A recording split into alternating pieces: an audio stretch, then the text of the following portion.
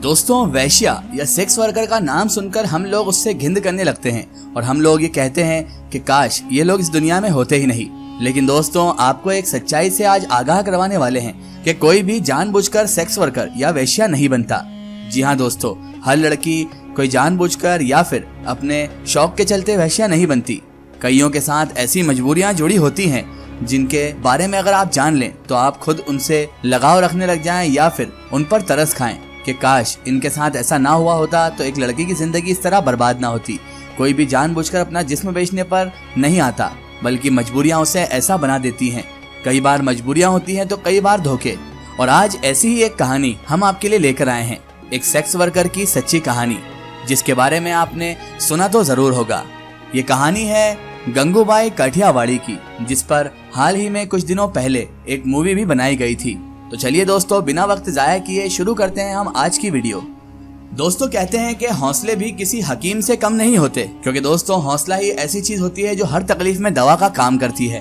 तो दोस्तों, ये कहानी है एक ऐसी लड़की की, एक ऐसी महिला की जिसे ना चाहते हुए भी वेश्यावृत्ति करने पर यानी सेक्स वर्कर बनने पर मजबूर कर दिया गया था, क्योंकि महज 500 रुपए में इस लड़की को बेच दिया गया था एक कोठा चलाने वाली औरत के पास। हालांकि दोस्तों, उस लड़की ने अपनी जिंदगी में कभी हार नहीं मानी और फिर आगे चलकर वो माफिया क्वीन के नाम से पहचानी गई।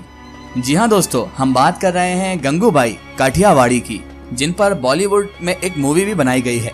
दोस्तों, आज हम इस वीडियो में ये भी जानेंगे कि गंगूबाई काठियावाड़ी नामी इस वेश्या ने ऐसा क्या किया था कि जिसकी वजह से आज भी मुंबई की गलियों में इन्हें याद किया जाता है। तो दोस्तों, गंगूबाई की कहानी की शुरुआत होती है सन 1939 में, जब गंगा हरजीवन दास काठियावाड़ी का जन्म गुजरात राज्य के काठीवार में हुआ था। वैसे तो दोस्तों, गंगूबाई का जन्म एक ऐसे खानदान में हुआ था जहां पर पैसों की कोई कमी नहीं थी और जिस वजह से उनके घरवाले भी चाहते थे कि ये अच्छे स्कूल में पढ़ाई करें। लेकिन गंगूबाई जो थी, उनको तो शुरू से ही फिल्मों में जाने का शौक था। बॉलीवुड इंडस्ट्री में जाने का उनका बड़ा शौक था और बड़ा सपना भी था, जिसकी वजह से पढ़ाई लिखाई छोड़कर ये दिन दिन भर टीवी के सामने ही बैठा करती थी।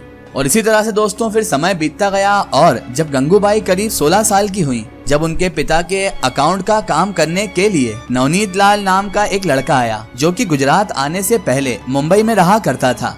और फिर गंगूबाई लवलीत के साथ मिलकर घंटों घंटों तक मुंबई की फिल्मी दुनिया के बारे में बातें किया करती थी।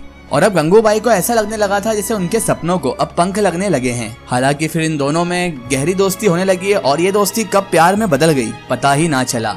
लेकिन अब प्रॉब्लम ये थी कि गंगूबाई के जो पिता थे वो इस रिश्ते को अब कभी भी स्वीकार नहीं कर सकते थे और इसी वजह से अब लवलीत और गंगा दोनों ने ही घर से भागकर शादी करने का फैसला कर लिया था। और उसकी बातों में आकर 16 साल की नासमझ गंगा अपने कुछ कपड़े और माँ के गहने लेकर लवलीत के साथ मुंबई आ गई। और दोस्तों, हम यहीं से शुरू हुई गंगा हरजीवन दास काठियावाड़ी की गंगूबाई बनने की कहानी। दरअसल मुंबई आने के बाद से गंगा के पति लवलीत ने गंगा को सिर्फ 500 रुपए के लिए, मात्र 500 रुपए के लिए कोठे पर बेच दिया था। और लवलीत ने यह कहकर गंगा को एक टैक्सी में बिठाया कि जब तक वो रहने के लिए घर खोजता है तब तक तुम मेरी मौसी के यहाँ चले जाओ। हालांकि गंगा को उस वक्त तक ये मालूम ही नहीं था कि उसके पति ने 500 रुपए के लिए उसे बेच दिया है। और ये टैक्सी उसकी मौसी के वहाँ जाने के बजाय red light area Kamathipura Mumbai में जाकर रुक गई। और गंगा वहाँ जैसे ही इंटर हुई तो उसे धीरे धीरे सारी बातें अब समझने आने लगी थी। और उसके बाद उसे 500 रुपए में बेचकर वो तो वहाँ से चला गया। लेकिन गंगा को शुरू में कुछ समझ नहीं आया। हालांकि बहुत दिन तक चीखने चिल्लाने के बाद गंगा ने समझौता कर लिया और मजबूरन वो वेश्यावती के काम में लग भी गई। और फिर कुछ समय के बाद ही गंगा उर्फ गंगूबाई की सुंदरता को देखते हुए बहुत दूर दूर से लोग उनके बारे में पूछते पूछते आने लगे। और कुछ इसी तरह से एक दिन शौकत खान नाम का एक ग्राहक उसके कोठे पर आ गया और फिर आने के बाद से ही उसने गंगूबाई के शरीर को बुरी तरह से नोच डाला और फिर अंत में वो बिना पैसे दिए ही वहाँ से चला गया।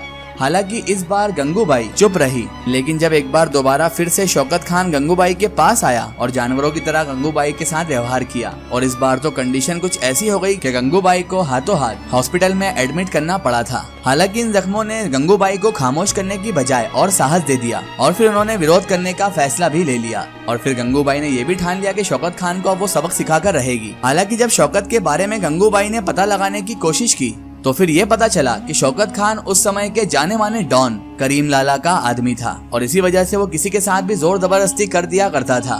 लेकिन इसके बावजूद भी दोस्तों गंगूबाई डॉन करीम लाला से अपने आप बीते को बताने का ठान चुकी थी और इसीलिए इसके बाद गंगूबाई डॉन के घर पहुंच गई। हालांकि उनके घर पर एक वेश्या को देखकर डॉन के आदमियों ने गंगूबाई को एक अलग जगह पर बिठा दिया और उनके लिए नाश्ते का प्रबंध भी किया। हालांकि खुद को समाज से अलग बैठा हुआ पाकर और इसी वजह से गंगूबाई ने किसी भी चीज को हाथ तक न लगाया। हालांकि उसके बाद जब करीम लाला आए और उन्होंने गंगूबाई का नाश्ता ऐसा का ऐसा रखा हुआ देखा तो उनसे फिर कुछ खाने का आग्रह किया। हालांकि गंगूबाई ने उन्हें उत्तर दिया कि जिस तरह से आपके घर के अंदर आने से आपका घर गंदा हो सकता है, वैसे ही मैं आपके बर्तन को छूकर उसे गंदा नहीं करना चाहती। और फिर यही कहने के बाद से गंगूबाई ने अपनी सारी आपबीती करीम लाला को सुना दी। और फिर हालांकि करीम लाला ने अपने आदमी को गलत पाते हुए उस पर कार्रवाई की बात भी की। और फिर गंगूबाई से करीम लाला ने यह भी कहा कि आगे से आपके साथ यदि कोई भी ऐसा व्यवहार करे, कोई भी ऐसा बर्ताव करे तो मुझे जरूर बताना। आपके साथ अगर कोई बुरा बर्ताव करेगा तो मैं उसे देख लूंगा। और फिर इतनी बात सुनकर गंगूबाई ने रोते हुए अपने बैग से एक धागा निकाला और उस धागे को निकालकर उन्होंने करीम लाला के हाथ पर उस धागे को बांध दिया। और फिर गंगूबाई ने कहा कि आज तक मुझे किसी भी मर्द ने मुझे इतना सुरक्षित महसूस नहीं करवाया और इसी वजह से करीम लाला आज से आप मेरे मुंह भोले भाई हैं। और दोस्तों, जैसे ही ये खबर पूरे मार्केट में फैली तो गंगूबाई का सिक्का कमाटीपुरा में अब जमने लगा था, क्योंकि लोग अब जान चुके थे कि गंगूबाई को परेशान करने का मतलब था मुंबई के डॉन करीम लाला से पंगा लेना, क्योंकि गंगूबाई उसकी बहन बन चुकी थी और करीम लाला उसका मुंह बोला भाई। और फिर बीतते दिनों के साथ ही गंगूबाई की ये छवि बढ़ती गई और रेड लाइट एरिया के इलेक्शन में गंगूबाई ने खड़े होने का फैसला भी कर लिया। और अपने विनम्र स्वभाव की वजह से गंगूबाई इलेक्शन जीतने में भी सफल हो गई।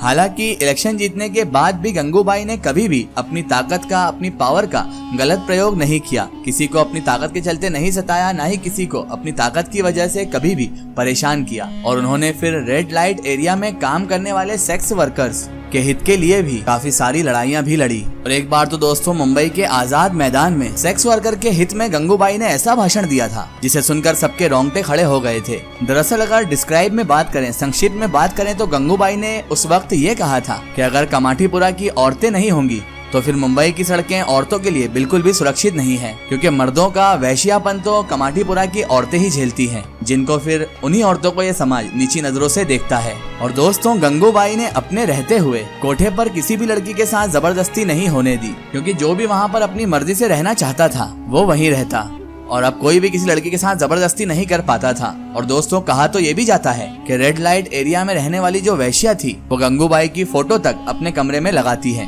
हालांकि समय बीतने के साथ ही 60 के दशक तक गंगूबाई का उठना बैठना मुंबई के माफिया और नेताओं के साथ होने लगा और अब वो लाचार गंगा जो कभी 500 रुपए में बिकी थी, अब एक मजबूत और प्रभावशाली महिला के रूप में जानी जाने लगी थी। और दोस्तों, इसके अलावा एस हुसैन जैदी के द्वारा लिखी गई किताब माफिया क्वींस ऑफ मुंबई, इस बुक में आप सारी बातें डिटेल्स में पढ़ भी सकते हैं। साथ ही दोस्तों, अगर आप पढ़ने में इंटरेस्टेड नहीं है तो गंगूबाई के ऊपर एक फिल्म भी बनाई गई है गंगूबाई काठियावाड़ी नाम से, और ये मूवी इसी साल ही रिलीज हुई है दोस्तों, तो आप लोग देख सकते हैं। फिलहाल दोस्तों, आज की हमारी वीडियो में बस इतना ही। अगर ये वीडियो आपको पसंद आई है तो इसे ज्यादा से ज्यादा शेयर कीजिए और इसे अपने फ्रेंड सर्कल, अपने रिश्तेदारों तक जरूर पहुंचाएं।